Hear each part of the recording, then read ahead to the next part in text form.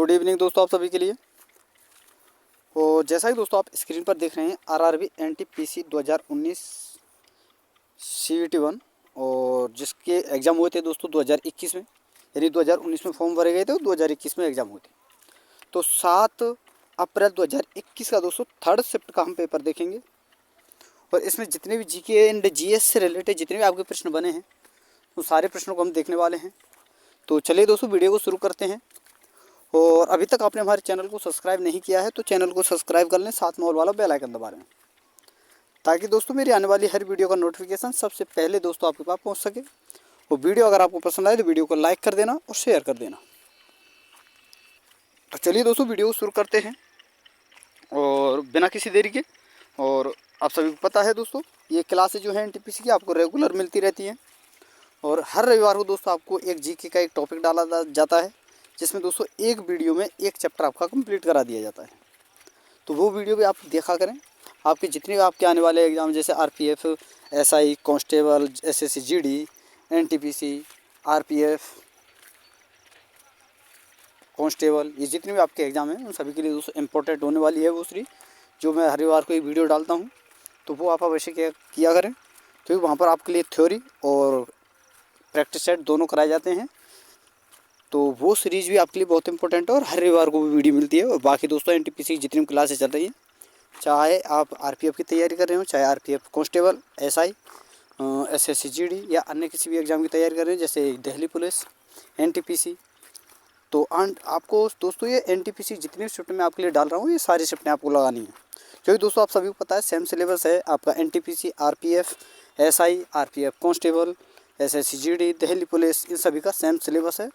तो आप अगर ये एनटीपीसी क्लास में लगाते हो तो आपको बहुत हेल्प मिलने वाली है। तो चलिए दोस्तों अब देखते हैं और प्रश्न को शुरू करते हैं, शिफ्ट को शुरू करते हैं। और फर्स्ट प्रश्न यहाँ पर आपसे पूछा गया है, प्रधानमंत्री श्रम योगी मानधन योजना के अंतर्गत 50 वर्ष की आयु के बाद असंगठित क्षेत्र के कर्मचारियों को ₹100 की मासिक पेंशन प्रदान की जाएगी। यानी दोस्तों कितने रुपए की पेंशन जो है दी जाएगी उनके लिए। तो कितने रुपए की दोस्तों? 3000 रुपये की। ऑप्शन नंबर 1 आपका सही आंसर होगा।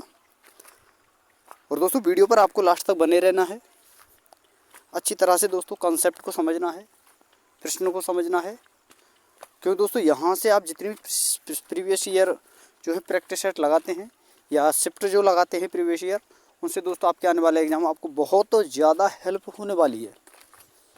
तो आप इन शिफ्टों को अवश्य लगाएं। तो चलिए दोस्तों अगला प्रश्न देखते हैं। और यहाँ आपसे पूछा गया है, छत्तीसगढ़ में स्थित हसदेव घाटी डैश की खदानों के लिए प्रसिद्ध है। तो किसके लिए दोस्तों? कोयले के लिए। ऑप्शन नंबर 3 आपका सही आंसर होगा। अगला प्रश्न है और आपसे पूछा गया है कि निम्नलिखित में से किसने गांधी जी को नमक आंदोलन को केवल पुरुष तक ही सीमित न रखने के लिए राजी किया था? तो किसने दोस्तों? कमला देवी चट्टोपाध्याय ने। ऑप्शन नंबर 2 आपका सही आंसर होगा।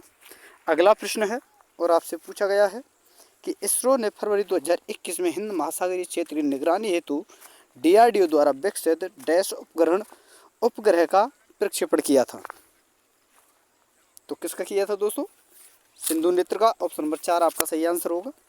अगला प्रश्न है और आपसे पूछा गया है कि सहायक संधि की प्रणाली को स्वीकार करने वाला भारतीय मूल का पहला शासक कौन था? तो कौन था दोस्तों? हैदराबाद के निजाम। ऑप्शन नंबर 2 आपका सही आंसर होगा। अगला प्रश्न है, यहाँ आपसे पूछा गया है कि वैश्विक मौसम पूर्वानुमान में इनमें से किसका उपयोग किया जाता है? तो किसका किया जाता है दोस्तों? सुपर कंप्यूटर का। ऑप्शन नंबर 4 आपका सही आंसर होगा। अगला प्रश्न है, यहाँ आपसे पूछा गया है UNO के पहले महासचिव कौन थे जो अफ्रीकी महाद्वीप से संबंधित थे? तो कौन थे दोस्तों? Boutros Ghali.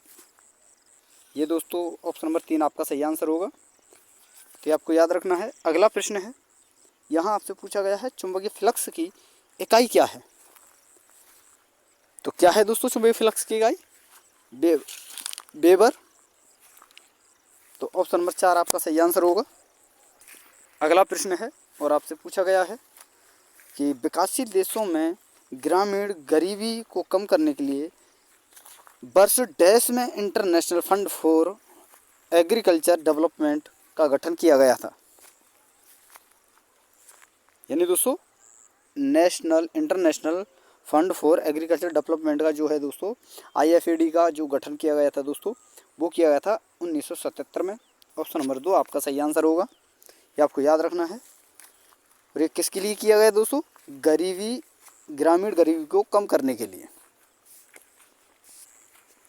अगला प्रश्न है और यहाँ आपसे पूछा गया है कि भारत में स्वदेशी आंदोलन की शुरुआत किस दौरान हुई थी? तो किस दौरान हुई दोस्तों? बंग भंग विरोधी आंदोलन के दौरान। ऑप्शन नंबर 2 आपका सही आंसर होगा। और देखिए दोस्तों, आप सभी को पता है रेगुलर ये शिफ्टें मिलती हैं, तो इन्हें तो आप देख ही रहे हैं। और देखिए दोस्तों, NTPC की जो शिफ्टें चल रही हैं, इनके साथ ही आपको दोस्तों रविवार को जो है GK की भी शिफ्ट मिलती है।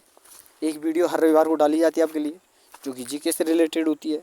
और सबसे इम्पोर्टेंट मैं आपके लिए बता दूँ दोस्तों, देखिए हालांकि मैंने पिछला जो शनिवार गया उसी के लिए बोला था, लेकिन दोस्तों उस समय मुझे टाइम नहीं मिल पाया, देखिए कुछ अपने काम में बिजी था। लेकिन दोस्तों अब का जो आने वाला शनिवार है, इसी शनिवार से ALP टेक्नीशियन, RRB JE और ग्रुप डी वालों के लिए सबसे इम्पोर्टेंट है। बाकी दोस्तों देखिए, अगर आपने देखा होगा NTPC में भी फिजिक्स के फॉर्मूले पूछे जाते हैं, न्यूमेरिकल पूछे जाते हैं। हालांकि इतना नहीं पूछा जाता, लेकिन group D, ALP, RRB JE और NTPC, सॉरी दोस्तों ALP टेक्नीशियन, ये जो 4 एग्जाम हैं सभी के लिए दोस्तों देखिए मैं फिजिक्स के न्यूमेरिकल जो है लेकर आने वाला हूँ, जो कि आपको देखिए दोस्तों हर शनिवार को मिला करेंगे। हर शनिवार को देखिए न्यूमेरिकल मिलेगा आपको फिजिक्स का, और शनिवार को तो न्यूमेरिकल हुआ, रविवार को आपको GK का एक टॉपिक हुआ थ्योरी प्लस उसमें प्रैक्टिस सेट आपका होगा। और बाकी दोस्तों सोमवार से शुक्रवार तक आपकी दोस्तों ये NTPC की क्लासें चलती रहेंगी, तो ये आपको याद रखना है। और जो मैं शिफ्ट वो सीरीज लेकर आने वाला हूँ फिजिक्स के न्यूमेरिकल वाली, उससे दोस्तों जितने आपके फॉर्मूले बनते हैं और जितने भी उन फॉर्मूलों के आधार पर दोस्तों क्वेश्चन बनते हो, सारी चीज़ें मैं आपके लिए कराने वाला हूँ। तो RRB JE, ALP टेक्नीशियन और ग्रुप वालों की दोस्तों वो सीरीज़ जो है बहुत ही ज़्यादा इम्पोर्टेंट होने वाली है।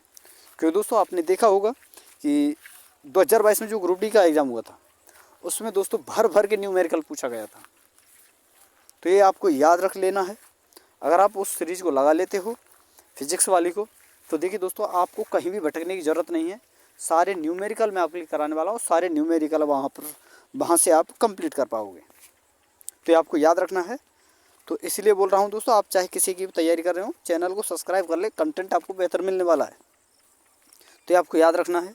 और साथ में ऑल वाला बेल आइकन जरूर दबा लेना, ताकि दोस्तों मेरी आने वाली हर वीडियो का नोटिफिकेशन सबसे पहले दोस्तों आपके पास पहुँच सके। तो चलिए दोस्तों, ये तो रही आपके मतलब की जो बातें थी इंपॉर्टेंट, जो मैंने आपके लिए बता दी। और दोबारा से हम सीरीज पर चलते हैं और अगला प्रश्न देखते हैं कि क्या पूछा गया है। तो इसमें पूछा गया है, निम्नलिखित में से कौन सा संगठन ओलिगोपोलिस्टस के बीच के अनुबंध का सर्वोत्तम उदाहरण है? तो कौन सा दोस्तों? ओपेक।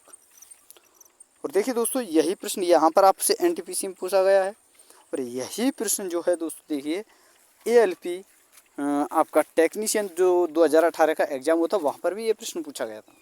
तो देखिए दोस्तों, ये जितने प्रश्न मैं आपके लिए करा रहा हूँ, आपको हर एग्ज़ाम में, हर NTPC के एग्ज़ाम में, हर ग्रुप डी के एग्ज़ाम में, हर ALP के एग्ज़ाम में, ALP टेक्नीशियन के एग्ज़ाम में, RRB JE के एग्ज़ाम में, सभी जगह ये प्रश्न आपको कहीं ना कहीं देखने को मिलेंगे, जो कि इम्पोर्टेंट है और यही घुमा फिरा के पूछे जाते हैं। तो इसलिए मैं आपसे बोला करता हूँ दोस्तों, सीरीज जितनी मैं आपके लिए करा रहा हूँ, सारी सीरीज़ें आपको लगानी है। तो चलिए अगला प्रश्न देखते हैं। और यहाँ आपसे पूछा गया है कि निम्नलिखित में से किस पौधे में पादप काय के एक हिस्से दूसरे हिस्से में जल और अन्य पदार्थों के संवहन हेतु विशिष्ट ऊतक मौजूद होते हैं?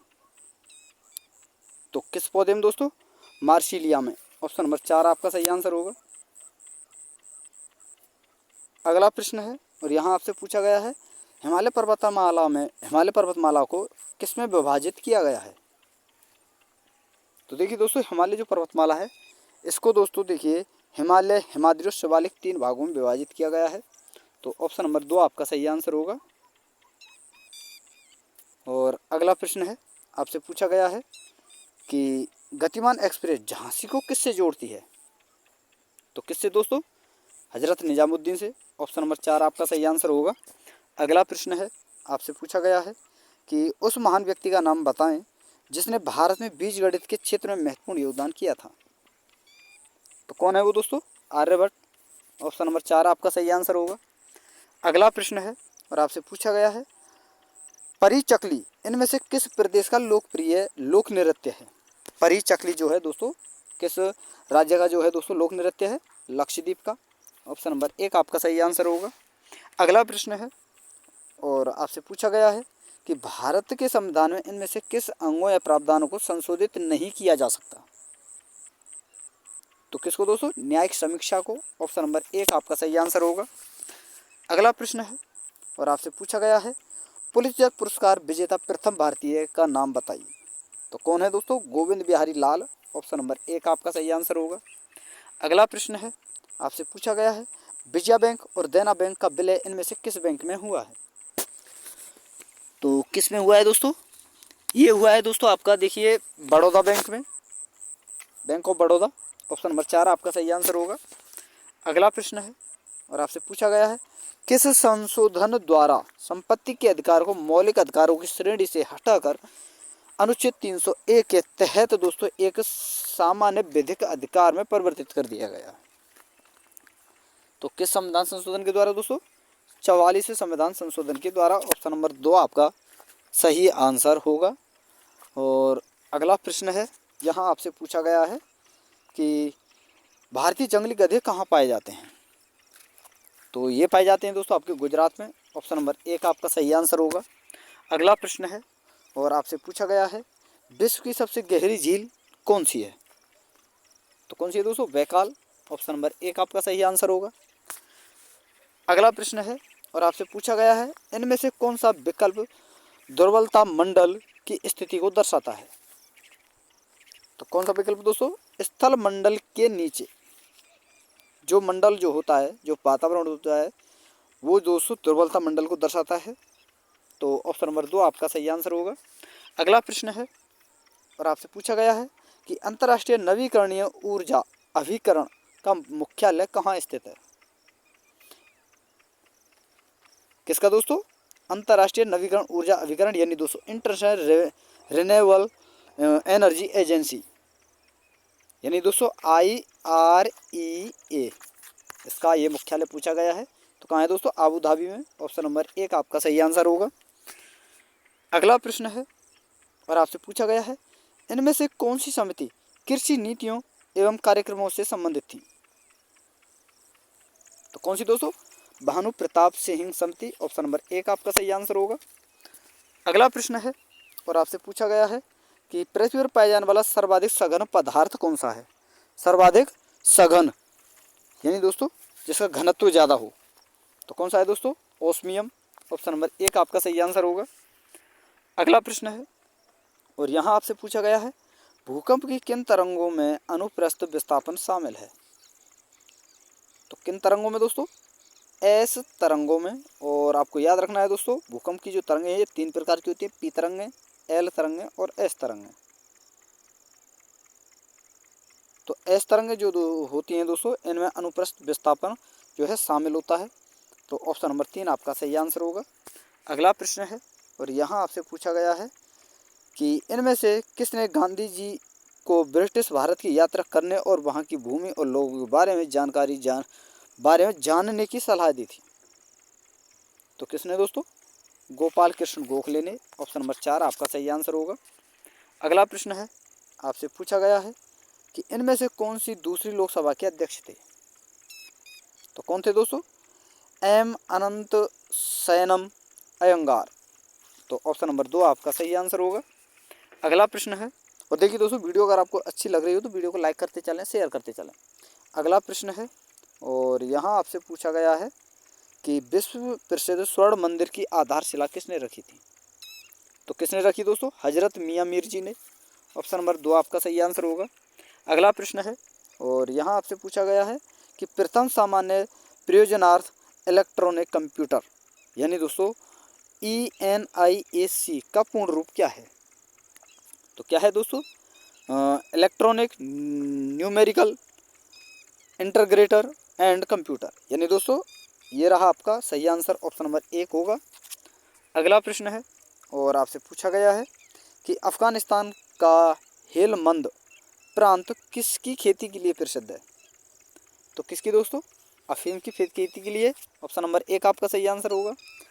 अगला प्रश्न है और आपसे पूछा गया है कि समुद्र के नीचे गुजरने वाली भारत की पहली सुरंग 2023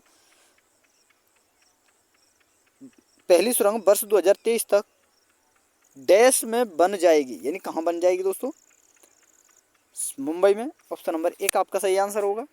अगला प्रश्न है और यहाँ आपसे पूछा गया है, देखिए दोस्तों प्रश्न नंबर 34 यहाँ पर रह गया है, तो इसे भी देख लेते हैं एक बार कि सुभाष चंद्र बोस 1939 में त्रिपुरी अधिवेशन में गांधी जी के किस उम्मीदवार को हराकर पुनः भारतीय राष्ट्रीय कांग्रेस के नए अध्यक्ष चुने गए थे? तो किसको हराकर दोस्तों? पट्टाभी सीतारामैया को हराकर, ऑप्शन नंबर 2 आपका सही आंसर होगा। तो चलिए दोस्तों अंतिम प्रश्न देखते हैं हम इस वीडियो का कि रोम डैश से बनी होती है? तो रोम जो है दोस्तों देखिए एकीकृत परिपथों से बनी होती है, ऑप्शन नंबर 4 आपका सही आंसर होगा। तो दोस्तों देखिए ये आपके कुछ प्रश्न थे और ये थे दोस्तों आपके 7 अप्रैल 2021 के थर्ड शिफ्ट का आपका पेपर था।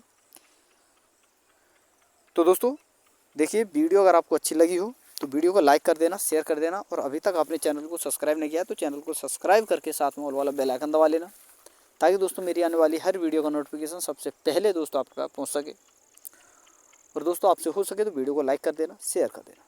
तो थैंक यू दोस्तों, धन्यवाद। फिर मिलते हैं नई वीडियो के साथ।